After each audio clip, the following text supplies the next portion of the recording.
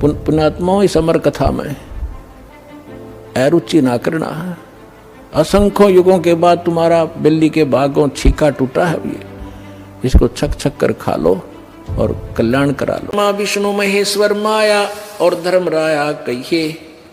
इस काल को धर्मराय भी बोलते, क्योंकि ये अपने आप को कहता मैं धर्म का राज करता हूं, तो जैसा करता हूं वैसा ही फल देता हूं। ब्रह्मा विष्णु महेश्वर माया और धर्मराया कहिए। इन पांचों मिल पर पंच बनाया, वाणी हमरी लहिए।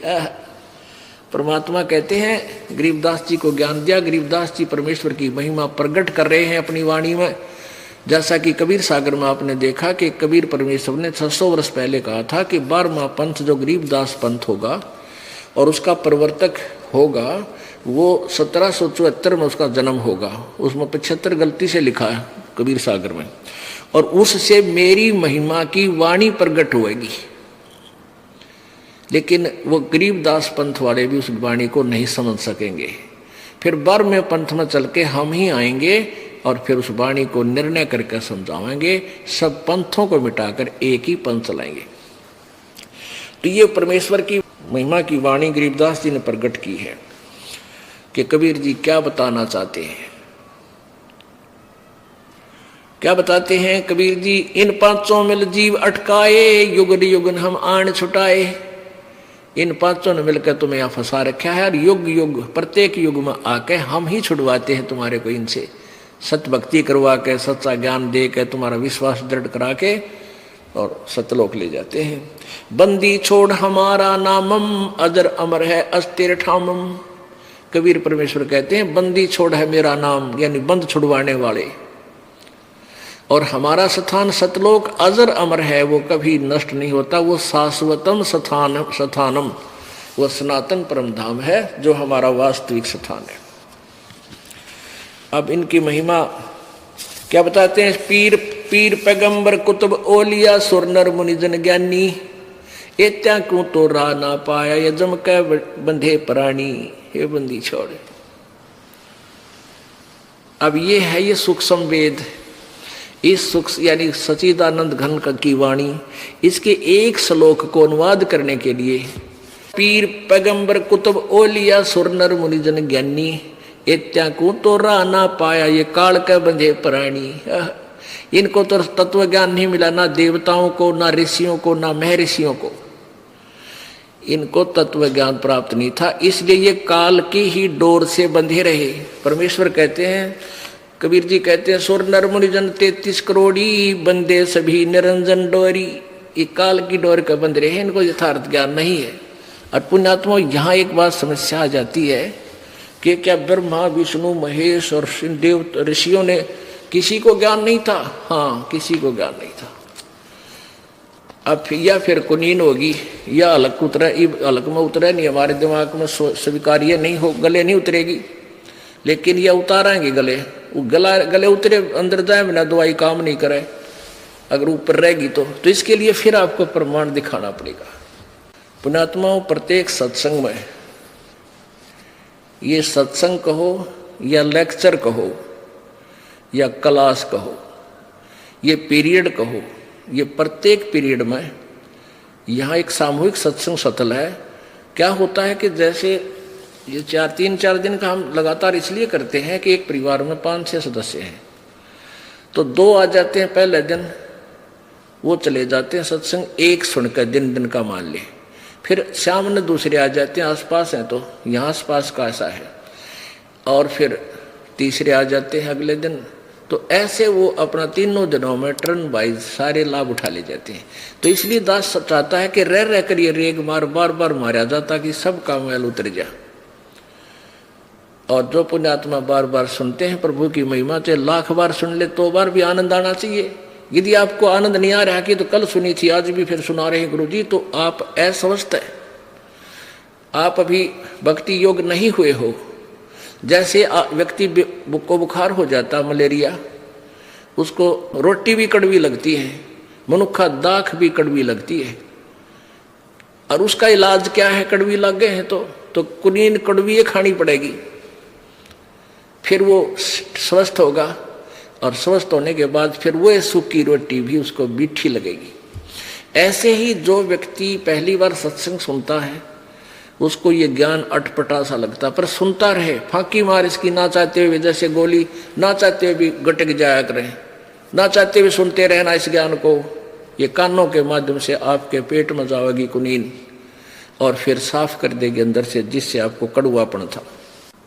अब दिखाते हैं कि न ब्रह्मा सुर नर मुनिजन 33 करोड़ी, बंदे सभी निरंजन डोरी, पीर पैगंबर कुतुब ओलिया सुर नर मुनिजन ज्ञानी, एत्या को तो रा ना पाया ये जम के बंधे प्राणी। ये वाणी परमात्मा की। अब इस वाणी को सिद्ध करना अति आवश्यक है, नहीं तो कोई भी नहीं मानेगा कि ब्रह्मा विष्णु महेश सुर माने देवता है। इन देवताओं को ज्ञान नहीं था और इन मुनियों को, ब्राह्मणों को कोई ज्ञान नहीं था, ऋषियों को तत्व बिल्कुल भी ABC, ये तो वेद ज्ञान था ही नहीं इनको। अब ये सिद्ध करेंगे अपने सदग्रंथ श्रीमद् देवी भागवत। देखिए तो पुण्यात्मा, इस जितनी बार भी आप सत्संग सुन रहे हो और आपको प्रत्येक जितनी बार भी रह कर जो बार बार रिपीट भी की जाती है तो भी अच्छी लगती है, तो आप स्वस्थ हो। जैसे सुबह रोटी खाई आपने और शाम ने फिर आपकी रुचि रोटी भोजन में है तो आप स्वस्थ हो। यदि अरुचि है तो आप अस्वस्थ हो लिए वो कड़वी दवाई फिर खाओ।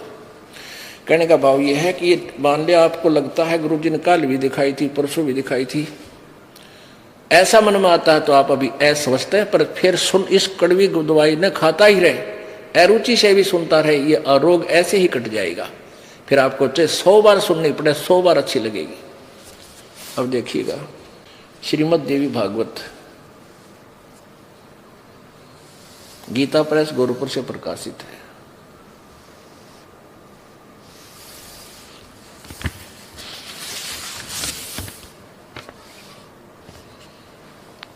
और इसके संपादक कौन है?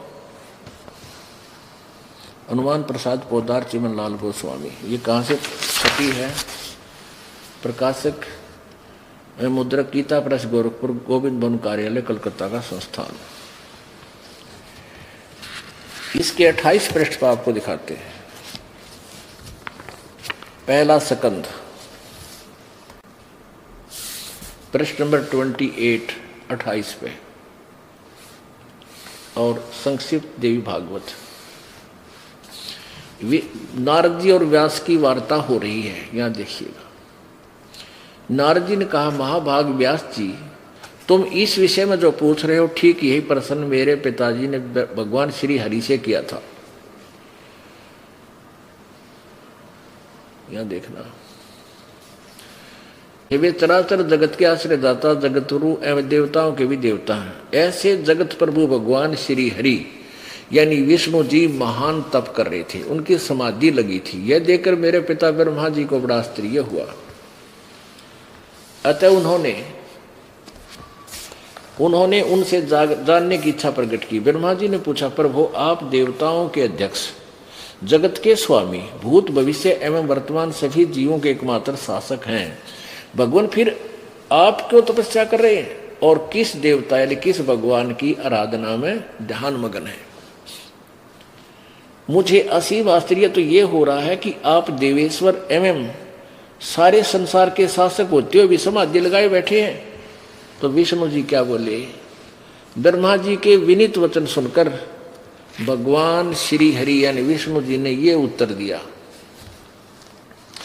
ब्रह्मन सावधान होकर सुनो, मैं अपने मन का विचार व्यक्त करता हूँ। देवता, दानव, मानव सभी यही जानते हैं कि तुम सृष्टि करते हो, मैं पालन करता हूँ, और शंकर संहार क्या करते हैं। किंतु फिर भी वेद के पारगामी विद्वान अपनी युक्ति से यह सिद्ध करते हैं कि रचने, पालने और संहार करने की यह योग्यता जो हमें मिली है उसकी अधिष्ठात्री शक्ति देवी है, दुर्गा है।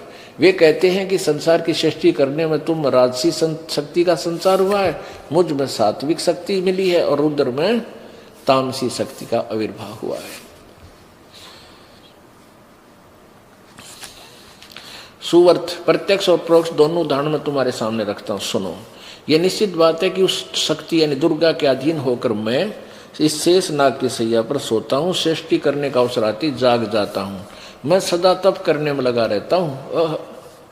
इस शक्ति के शासन से कभी मुक्त नहीं रह सकता। कभी अवसर मिला तो लक्ष्मी के साथ सुखपूर्वक समय बिताने का सौभाग्य प्राप्त होता है। मैं कभी तो दानवों के साथ युद्ध करता रहता हूँ, कभी अखिल जगत को भय पहुंचाने वाले दैत्यों के विकराल शरीरों को शांत करना मेरा परम कर्तव्य हो जाता है। और फिर क्या कहते हैं, अब यहाँ तोड़ पाड़ दिया विष्णु जी ने अपने ज्ञान का। मुझे सब प्रकार से शक्ति के अधीन होकर रहना पड़ता है, उन्हीं भगवती शक्ति का मैं निरंतर ध्यान किया करता हूँ। और ब्रह्मा जी मेरी जानकारी में इन भगवती शक्ति से यानी दुर्गा से बढ़कर और कोई देवता नहीं, कोई और भगवान को नहीं। ओ तेरा गजब। अब आगे परमात्मा की वो वाणी, स्वर नर मुनि जन 33 करोड़ी, ये बंधे सभी काल की डोरी। इन ब्रह्म तक का विज्ञान कोई ना, वेदों का विज्ञान नहीं विष्णु जी को ना ब्रह्मा जी को। अब देख दुर्गा क्या बताती है, ये कहता है कि मैं तो दुर्गा से ऊपर कोई भगवान नहीं मानता, देव नहीं मानता। और देवी क्या कहती है कि ब्रह्म की पूजा करो, उसका ओम नाम है, सब बातें छोड़ दो। बता भाई, अभी नकित कित रो है। अब 562 पृष्ठ पे आपको दिखाते हैं। श्री 7वां स्कंद संक्षिप्त देवी पुराण देवी भागवत 562। अब देवी बता रही है, हिमालय को ज्ञान उपदेश दे रही है, ब्रह्म स्वरूप का वर्णन। पहले जी अपनी अटकल्ला है कि मेरा ऐसी भक्ति करो, फिर कहती वो ब्रह्म कैसा है वो बताती हूँ।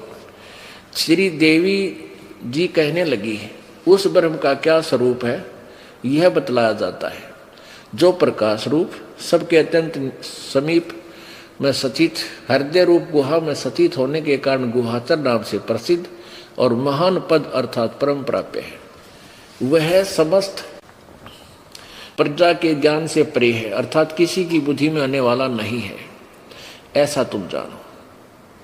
जो परम प्रकाश रूप है, जो सूक्ष्म से भी अत्यंत सूक्ष्म है, जिसमें संपूर्ण लोक और उन लोकों में निवास करने वाले प्राणी सचित हैं, वही यह अक्षर ब्रह्म है। वही सबके प्राण है, वह सबकी वाणी है और वही सबके मन है। यह सब परम सत्य, ये परम सत्य और अमृत अविनाशी तत्व है। सौम्य उस वेदने योग्य लक्ष्य का तुम वेदन करो, मन लगाकर उसमें तन्मय हो जाओ। सौम्य उपनिषद में कथित महान अस्त्र धनुष लेकर उस पर उस उपासना द्वारा तीक्ष्ण किया हुआ बाण संधान करो और फिर बाणोगुत चित्त के द्वारा उस बाण को खींचकर उस अक्षर ब्रह्म को ही लक्ष्य बनाकर वेदन करो। या मई मत बताओ है और भगवान अविनाशी परमात्मा की मंत्र बता रही है। ओम परवण माने ओम धनुष है, जीवात्मा बाण है और ब्रह्म को उसका लक्ष्य कहा जाता है। उस एकमात्र ब्रह्म को ही जाने, दूसरी सब बातें छोड़ दे। यानी ना मेरी पूजा करना ना किसी और की, केवल ब्रह्म उपासना करें। यही अमृत रूप से परमात्मा के पास पहुंचने का पुल है। यहां देखो, इस आत्मा का ओम के जप के साथ, परमात्मा लिखना था यहाँ पर, इस परमात्मा का ओम के जप के साथ ध्यान करो। इससे अज्ञान में अंधकार से सर्वथा परे संसार सागर समुद्र से उस पार जो ब्रह्म है उसको पा जाओगे, तुम्हारा कल्याण हो। और यहां वो क्या कह रही है, वह यह शब्द का परमात्मा आत्मा ब्रह्म लोक रूप दिव्य आकाश में रहता है, वहां सचित है अपना आत्मा। अब इन सतयुग के ब्राह्मणों का, मुनियों का ज्ञान और देख लेते हैं। 414 पृष्ठ। परमात्मा की एक वाणी, इतना ज्ञान फैला दिया इन लोगों ने कि परमात्मा के यथार्थ ज्ञान को, सत्य को सत्य सिद्ध करने के लिए ये इतने पापड़ बेलने पड़ते हैं इस दास को, जब आप कहूँ यकीन होता है कि सचमुच कबीर जी की वाणी सच्ची है। छठा अध्याय और संक्षिप्त देवी भागवत 414 पृष्ठ। जन्मे जय ने पूछा, महाभाग किस युग में कैसा धर्म का स्वरूप है, इस संपूर्ण विषय को विशेष रूप से बताने की कृपा कीजिए। व्यास जी बोले, व्यास जी कह रहे हैं जो वेदों के राइटर हैं और गीता के और पुराणों के। राजन ये निश्चय है कि सतयुग में ब्राह्मण वेद के पूर्ण विद्वान थे। और उनके द्वारा निरंतर भगवती जगदम्बा की आराधना होती थी। जय हो। और वे भगवती का दर्शन करने के लिए उनका मन सदा ललायित रहता था। वाह रे वाह। आलियावड़ सतयुग के ब्राह्मणा का और वेद के पूर्ण विद्वान थे, दुर्गा की पूजा करते थे। और दुर्गा कह रही है वो तो ओम का जाप करो, बाकी सब छोड़ दो। और वेद यही कह रहे हैं और गीता यही कह रही है, गीता जी कि वो खुद कहता है कि मेरा तो एक ओम मंत्र है और कोई देवता की पूजा मत करो, किसी देव की पूजा मत करो यदि तुम्हें कल्याण चाहिए।